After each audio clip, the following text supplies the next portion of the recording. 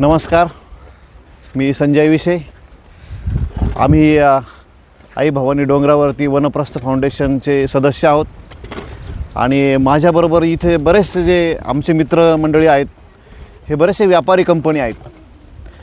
दिवसभर आपल्या व्यवसाय सांभाळून सकाळी 2 तास निसर्गाच्या सानिध्यामध्ये वृक्षारोपणाचं काम करत असतो. आम्हाला जवळजवळ 9 ते 10 वर्षापासून आम्ही डोंगरावरती श्रमदान करत असून ह्या डोंगरावरती 10,000च्या वरती झाडं लावलेले आहेत आम्ही. आणि ह्या वर्षी आमचे सोपानदाजी जे आहे यांची संकल्पना होती का आपला हा जो परिसरात काम चालू आहे ह्या इथे पाणी अडवा आणि पाणी जिरवा ही संकल्पना राबवण्यासाठी त्यांनी पुढाकार घेतला. त्याच्यात आम्ही सहभागी होत गेलो आणि असे चर मारत गेलो.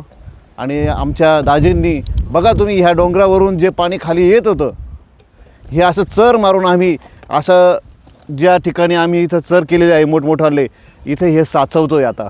आणि ह्या चराच्या बाजूला जी माती आहे चरातून निघालेली ही एकदम पोषक म्हणजे एकदम काळीभोर माती निघालेली आहे.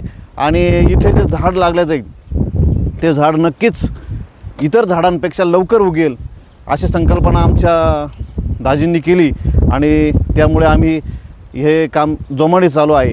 तरी मी सर्वांना विनंती करतो आहे का आपण श्रमदानाला या.